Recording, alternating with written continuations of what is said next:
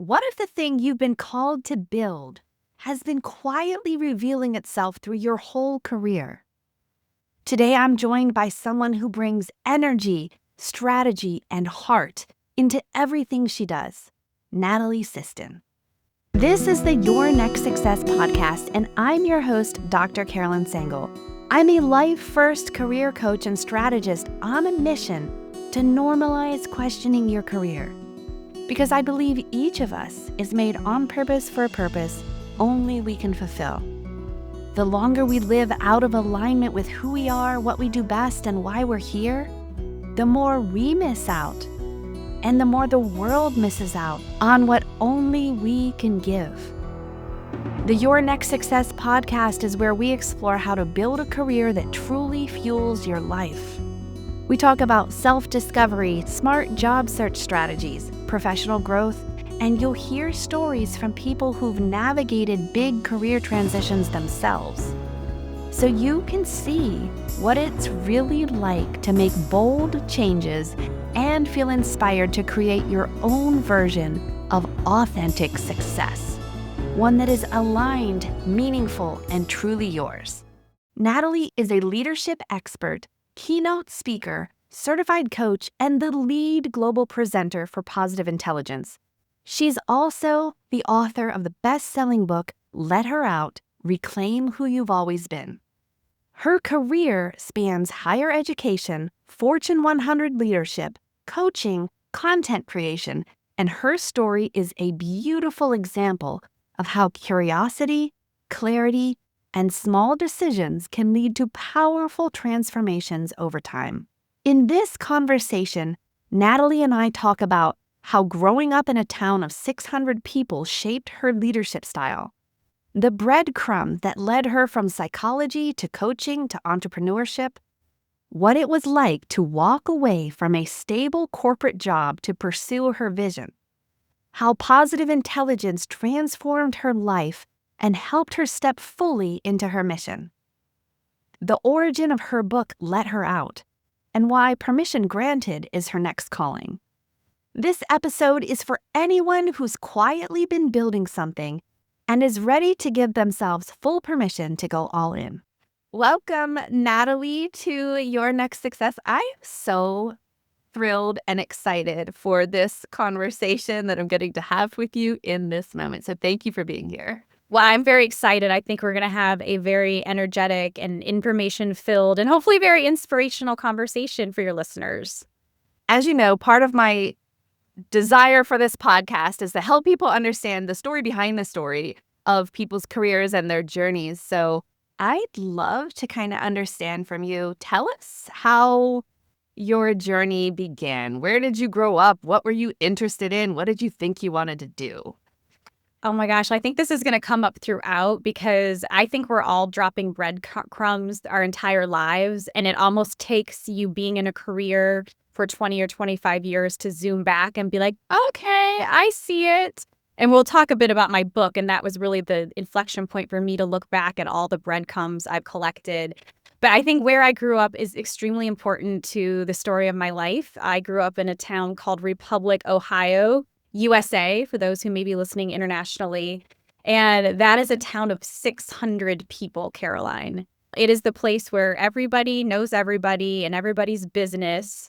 And I learned from an early age that there are typically two types of people growing up in that type of town. They hate it because they don't want people all up in their stuff and knowing their business and being told on and tattled on. Because this is back in the day when you had party line phones and no digital device, Wi-Fi. And quite frankly, where I grew up, like only recently got like high-speed internet because that's how rural it tends to be. But at any rate, I was on the opposite spectrum of that. I really appreciated growing up in a small town. I appreciated knowing people. I appreciated people knowing who I was, who my family was, what was happening. And I've carried that with me throughout my life and my career. Like so much so, I live in a brand new neighborhood. My husband and I built a house 2 years ago, and they're still building around us. And a family moved in down the street a couple months ago, Caroline, and I have not yet introduced myself to them. And I feel horrible every time I go by. And it's like, I feel like our world has turned to this place like, oh, I don't want to impose when I know for sure that those people are probably would gladly open for their Absolutely. home. Yeah. And so I've made it my goal, like this month, I will make sure I do that because it's important for people to know they're welcomed. But that's where I grew up, and it's created a lot of who I am. It took me living in a lot of different places, different sizes of cities, geographies, working with different people to really appreciate it. Fun fact, I grew up in Danville, Ohio, at least from first through sixth grade. So that was, I think, right around 1,000 people. But I appreciated that small town environment. For me, they were very welcoming. I also learned very quickly you had to be careful of who you decided to maybe complain about because it's somebody's cousin. Like everybody's somebody's cousin. They're all related. You have to be very positive, upbeat all the time and deal with any conflict internally. Or just be ready for the backlash if you indeed stepped on the toe of the town sheriff or something like that. Absolutely. Absolutely. So that's cool. And so when you were growing up, what kinds of activities, what kinds of things did you do? Or did you have a thought that when I grow up, I want to XYZ? Yeah, so let's start dropping the breadcrumbs for your audience because we'll get through the path as we have our conversation today. I was always interested in human behavior from the time I was a little kid. And what I also learned growing up in a small town is when you don't see something, you don't know it's possible. So growing up, I thought that I would be a teacher, or I thought I would be a lawyer, or I thought I would be a newspaper writer. These are all things that I wrote for my local paper growing up. I shadowed an attorney. So I saw people doing this thing and I thought, okay, these are the boxes I need to go into. So going into college, I thought I was going to be pre-law with a journalism major and political science. That was my, I was going to do this. And it didn't take me long to realize that I didn't want to be an attorney. I worked in the state government in Ohio for a while and realized that things move really, really slowly there. And I don't want to live a slow life. And so I pivoted and I put a double major in psychology into place because, back to your question about growing up, did I know? I did science projects every year, and that was a big deal growing up. Like your science project was the whole thing, and you had to come up with what your hypothesis was and what your study is going to look like. And then you present it in the school gym. And if you do well enough, you get to go on with the district science fair. And aside from the one project I did about composting, which I think my parents hated because I had little boxes of compost around our entire house, I started doing human behavior projects. I did things like sibling psychology. Does the number of siblings you have affect your whatever, fill in the blank? And then color psychology. Does the color you wear, the color you're studying or sitting under have an effect? I did something on age and psychology. It's funny to me looking back, like, well, didn't you know? I should have known, obviously, that I would major in psychology from the work I did as a kid, because no science teacher was saying, hey, do these psychology-based projects. At all. I didn't even know. Honestly, I was probably in my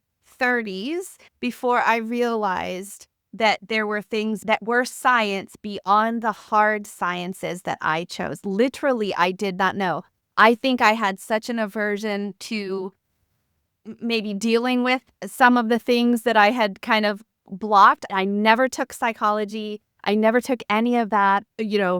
I thought genuinely, because that's kind of in the environment that I grow up with, that anybody who had maybe mental challenges were challenged people, not that every person has this thing. So the fact that you also grew up in small town Ohio, science was it was imparted on me, at least in mine, that, this is something girls can do. This is something girls would be able to do. I recognized that from a young age, but I didn't know. I didn't know that softer sciences are still science, and it's all just one big experiment. It is. We are all living one giant experiment is how I like to think of days that feel particularly hard. Maybe that's my coping mechanism, like a big experiment.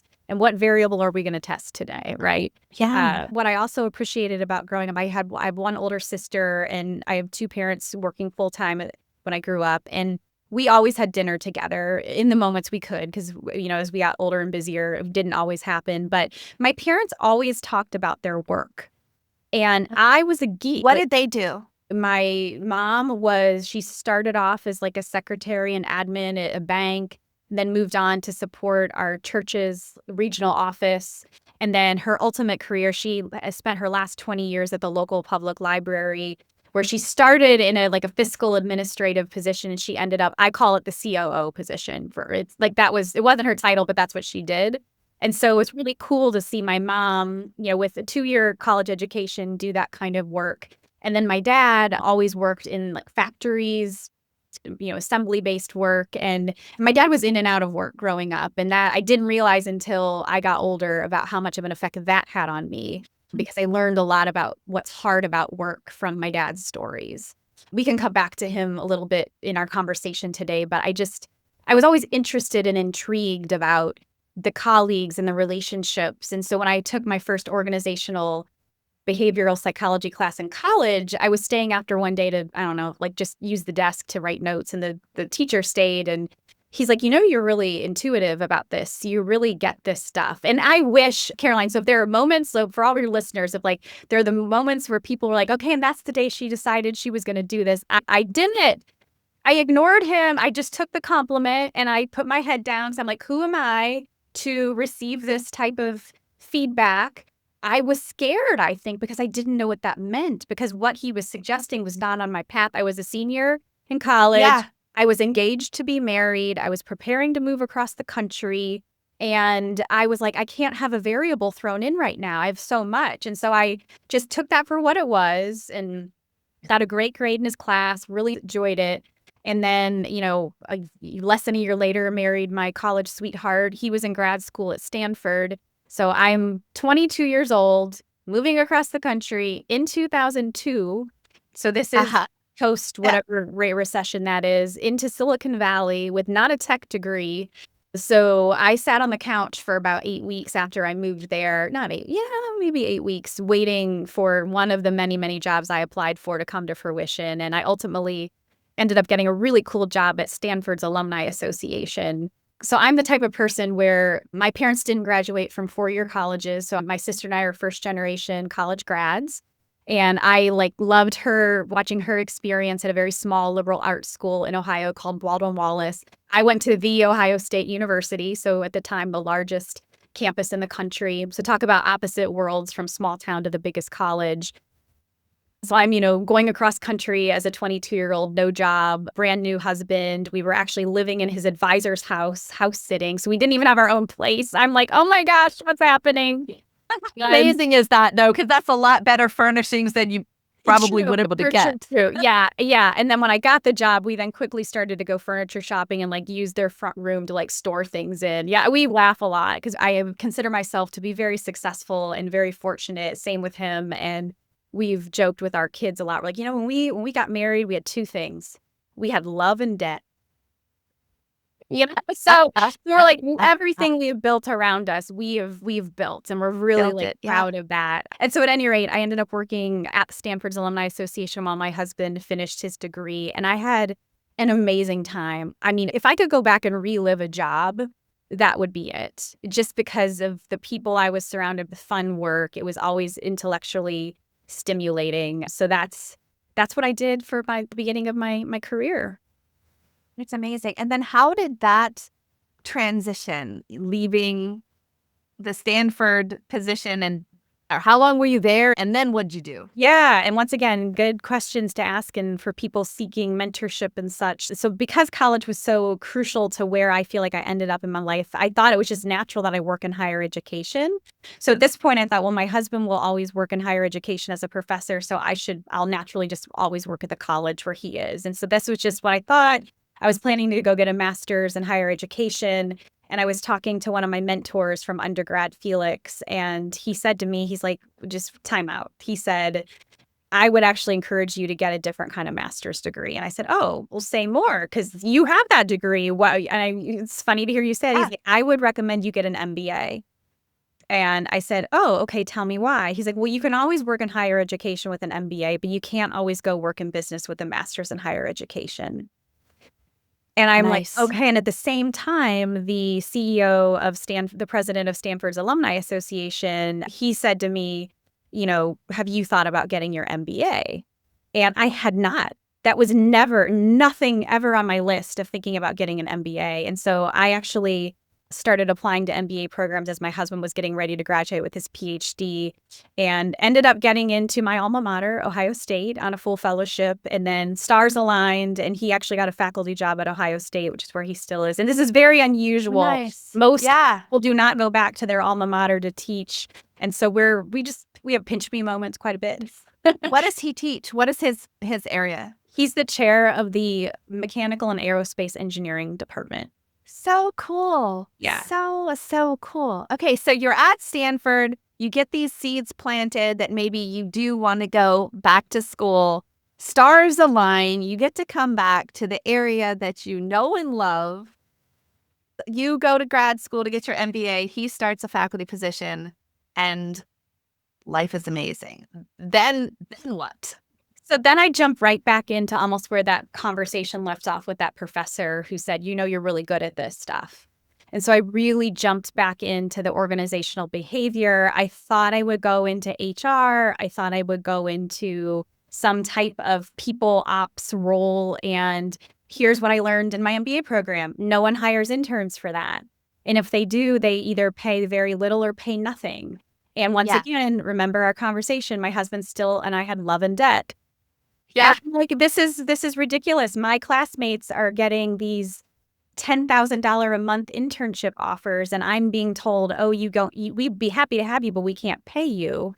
And I still to this day, it drives me crazy. I want people to earn their worth. You should not be doing free work unless it's for a very specific reason. So I ended up taking a marketing internship over the summer for a big brand, and I was so good at it, Caroline, so good at it. And I hated it. I hated it. I mean, they were You can be successful by all external measures and still not be happy or fulfilled. And when you hated it, help me understand, like, what did that feel like? What did that look like? And did you listen to your? Yes, thankfully I did listen, and I'll tell you where I ended up and why that was a great decision. I knew it's hard to say because if anyone who I worked with at that period of time, like lovely humans, they were working, I don't know, 12, 14-hour days. And I don't know what it was. It's always something about me has been, I need work-life balance. And I know we throw that term around a lot, but to me, that means I am not chaining myself to a desk for 12 hours.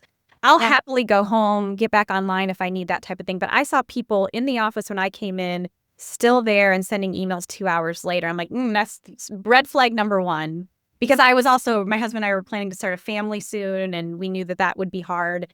And then just the work. I didn't enjoy the work. There wasn't a calling there. Okay. So at any rate, I got a great offer. They were like, we love you. Will you come work for us full time? And that's the dream, right? That's why you do an internship in an MBA program, is to get a great job offer so you can just enjoy the heck out of your second year of the program. Yes. And I sat on the offer because I knew it wasn't right. And then a financial services company in Columbus was starting a rotational program that year and called in a group of people to interview. And I was like, I have nothing to lose. And so I went in to interview. And because I knew I had nothing to lose, I already had a great offer, even if it was doing work I didn't want to do. So I went and interviewed, and I was my full self. I was authentic. That's amazing. Right? And you're 20-something, and you decided already to go ahead and just be your full self. Yes. Yeah, I mean, this didn't always happen. Like I was 28 when I graduated with my MBA. And so I ended up taking that position, and I worked at that company for 12 years. And I honestly could still see myself working at that company if it were not for coming across the work I'm doing now in coaching, in speaking, in just helping other people find their best and highest self. So what was it that made you leave an established place that you'd been for 10 years? What was going on? And then how did you make the decision to do that next step from there? I get this question a lot because I think a lot of people outside looking in are like, oh, Natalie, I want to live the life like you live. I want to know, how did you make the leap, right? How did you make that decision? And so for me, it wasn't a magical wand moment. It wasn't an overnight knee-jerk thing. What happened for me, and I think it's worth kind of explaining a few different steps in this process, is I attended an event for high potentials at my company, and I was almost 35.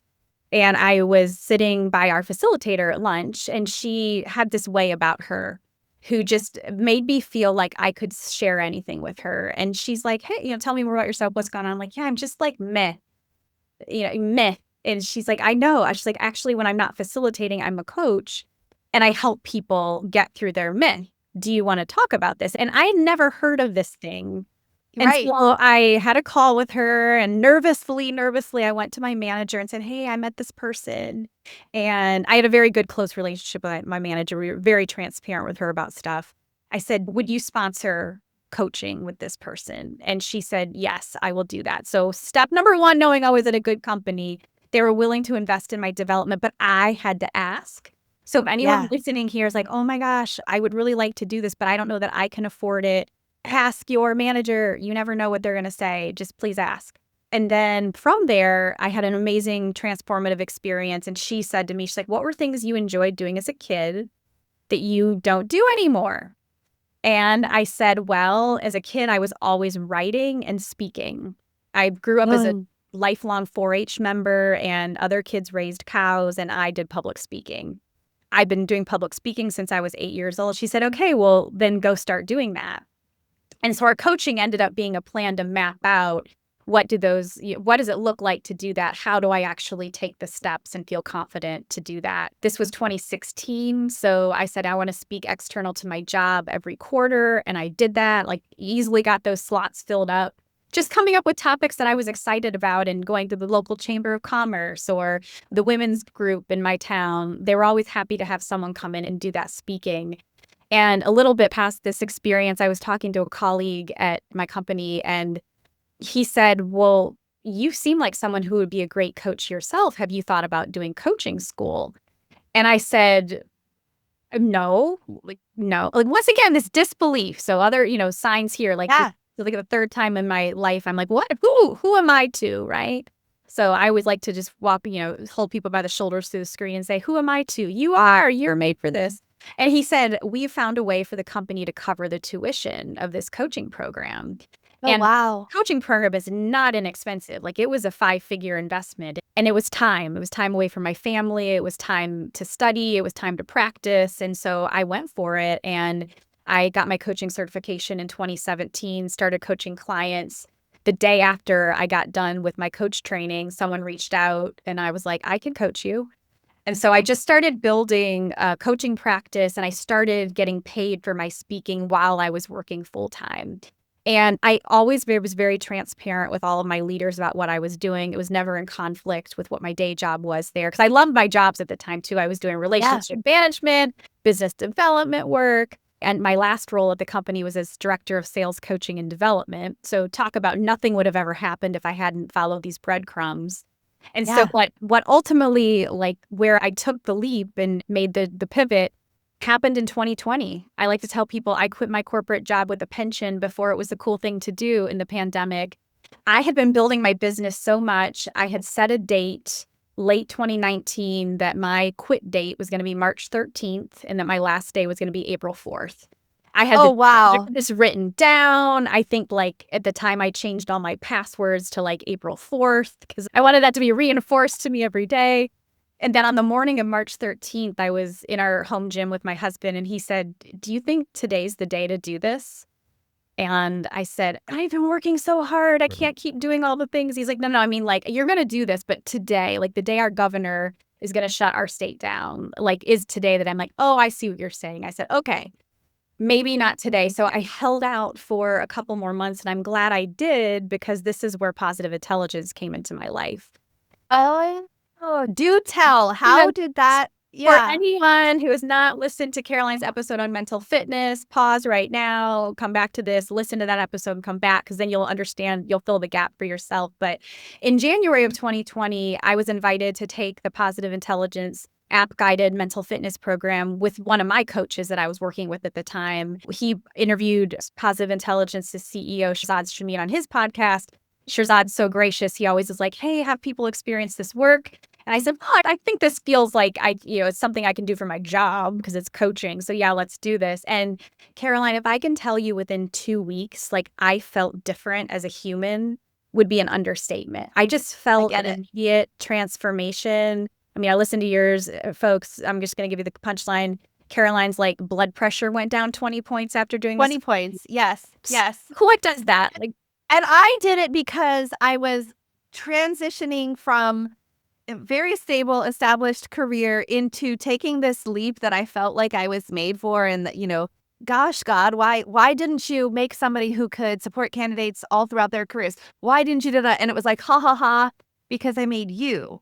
And I was getting that message very clearly. And then I saw this advertisement for coaches and a coaching grant. And I was like, grant? Yes. Sign me up for this grant. Why not? And I'm thinking I'm just going to take a couple-month program and have some more, accolades of things that I could pull from. And it changed my life profoundly. So much so that I thought, this is the missing link. This is the thing. And, I had such an aversion to mental anything aside from using my mind to do things. And my head had been disconnected from my connected yet disconnected. And then this was finally integrating more so. I'd done some therapy and things for years, but I didn't have as much of, recognizing there was something you wanted to change, logically knowing that you could change something, but then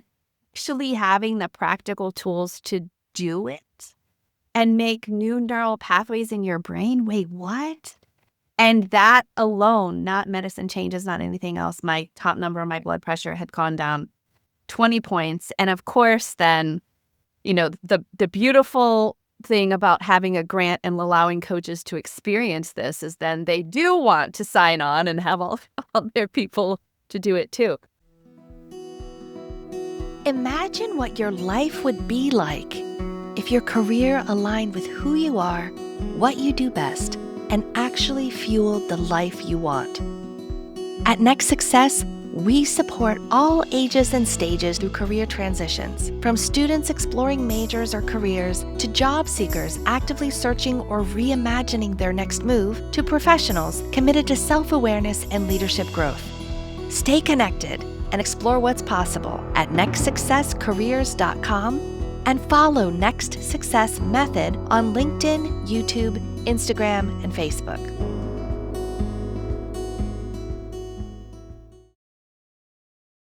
Okay, so you do this program. You yes. realize it's amazing. How did you then become part of that program? Oh my gosh, just luck beating opportunity, right? In the early days of the pandemic, I was doing weekly videos. So part of my whole path toward my own self-employment was I was a massive content creator because that's what I could do in my fringe hours working a full-time job. And so one of the content I did was I did a weekly video, and my weekly video at the end of March 2020 was what's getting me through the pandemic. And I said taking midday walks with my kids, watching slapstick guinea pig videos on YouTube. And I held up the Positive Intelligence book and I said, in doing this work. Because It's not reading the book. Let's be clear. The book is not the work. Doing the work is the work. You and I know what the work is. It's not hard work. It's just you got to do it. And so I said, I notice on days when I'm doing the work, I feel better than the days I don't. And I tagged Shirzad and Positive Intelligence in the post. And at this point, the company's still really young and the coaching grant program had just started. And I'm the leader of a coaching department at a big Fortune 100 company. So they reached out to me just to be like, hey, can we talk about your experience? And I formed a really amazing relationship with Bill Carmody, the chief coaching officer. And he allowed me to have my coaches that I led at the time experience the program. And then I kept telling him hey, listen, I don't want you guys to think you're the end of this company because I'm planning to leave. It's just this pandemic has kind of put the brakes on it. He said, well, why don't you come work for us? He's like, I know you're building and you're creating on your side. Just come work for us part-time. We really need help. And I said, okay, well, what do you need help with and what would that look like? And he said, really anything.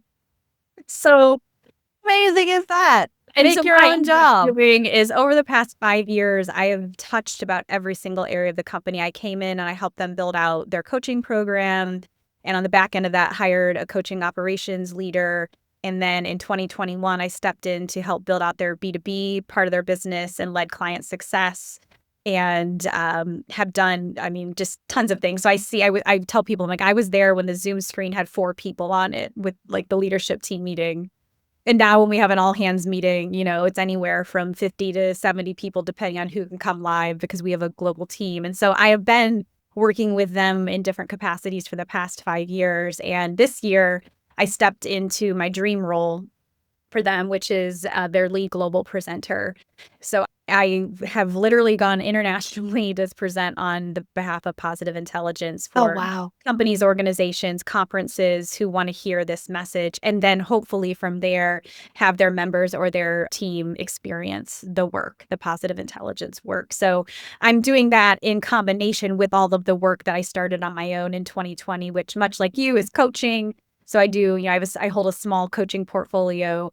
And then in 2020, I also wrote a book. So I had written the book. The draft was done when I started working for and with positive intelligence. And so I kind of lived these like parallel lives over the past 5 years. It's been this work that I've done to help build mental fitness because it's so compelling and so important. And it's so intrinsically connected to my body of work, which is the book I wrote is called Let Her Out, Reclaim Who You've Always Been. And even It's listening. amazing. Yeah. Here's the book. Oh, And even listening to you, Caroline, on some of your podcast episodes, it's so tightly connected to the work you're doing because at the end of the day, and it goes back to where you said, what did you do as a child? What did you know? How did you know who you really were? And I think so many of us in the grind of the day to day, in the desire to provide for our families, in the, was living up to other people's expectations versus our own, we typically lose that person. And that's where the idea for this book came from. It was actually a failed TEDx talk. I presented it to be at a TEDx conference and it was rejected. So I said, okay, I'll see your TEDx rejection. I submitted to other conferences, got accepted. All those events were canceled because of COVID. I said, okay, well, I see you canceled conferences. I'll just write a book. It's a gift and an opportunity. Every circumstance, you can accept it or convert it. It's like, so you, because you had maybe been doing this thing, was that part of the resilience, or you just had always been resilient? You tell me no, I'm going to find a way. Yes. I think inherently I've always been resilient, but I think there was always this part of me that needed a little more external validation. And I think in 2020 is when I decided to let that go. Okay. And I think that was really where I said, because you've done the work. To let go of a very secure job, and I don't know what job is secure, right? Like I'm less inclined to believe that more and more, but I feel like I was in a place that I could have made a 30-year career. But there was just the pull and the call, and it came from no one else's validation except my own to say, I know this is possible. I see a vision for myself and for the work that I'm doing that can't happen in parallel with working a full-time job. I have been able to make that happen. And so it's just really, really cool to see the work of both positive intelligence and Let Her Out almost 5 years later be in this really blossoming state where I would not look back 5 years ago and think this is what has happened now. There's so many things that have happened in the last 5 years that there is no way any crystal ball I would have ever looked into would have displayed these things. And so now from this vantage point, what do you want your future to look like? Like, where do you go from here? You've got amazing clients, position, best-selling book, super helpful, impacting so many lives, helping with positive intelligence. Like, what else is on your horizon of thinking what you'd love your life to be like and how your career can fuel it? Oh, it's a great question. I feel like I'm being coached right now, Caroline. No, it's great. It's great. 2025 has been a pivot year for me. And I'm not sure if this is something I'm intending to do every 5 years, because that's sort of when I was 35 is when I hired the coach. 2020, when I turned 40 is when I left the corporate world and did all this. And now I'm 45 in 2025. So who knows if I'm an every 5-year person, but I decided intentionally that 2020 was going to be another, not a pivot year, another level, as I call it, my level up year. I actually have I'm looking at my level up 1 week, 1 day at a time plan in front of me. Oh, nice. This year, I hired support. So I brought on an amazing online business manager. She's more than a virtual assistant. She's amazing. And I have a very amazing coach who I work with. I firmly believe all coaches should be coached themselves. And I've just decided that, okay, I've proven what's possible. I've also gotten myself out of all the administrative, managerial, operational tasks of both my own work and that of positive intelligence. And that has taken a while because when Yeah. you're building all of these things, you need to be in it. You need to see how things work to then train up and hire behind you. But I've done that for my own business. And so you will see a huge new rebrand coming this summer and a new keynote coming out in September and other programs and offers being put out into the world for people who are like, hey, I want to kind of experiment on my own. So it's I'm back in creation mode, Caroline. And that's what's exciting for me because I've been in the grind again over the past couple of years. That's where I've needed to be. And now 2025 is all about back in creation. And above all things, it's about being of service and being in collaboration, whether that's speaking to somebody like you and making sure this gets out into the world, or just having those conversations about what could it look like to fill in the blank. I've been very open to that dialogue with so many different people this year. Can you tease, is your company name changing or what is the? Yeah, no, I'm actually going to who I am. When I started my business in 2016, I called it Small Town Leadership. And it goes right back to where we started this conversation. Everything I learned to be successful as a leader came from growing up in a town of 600 people. And that platform was so great for me for the last 10 years. It created so much blog content, connections with people, really reaffirming who I am as a person and a leader. And now I've quite frankly outgrown that. I don't want my identity to be about small town anymore. And so I am just going to be at nataliesiston.com.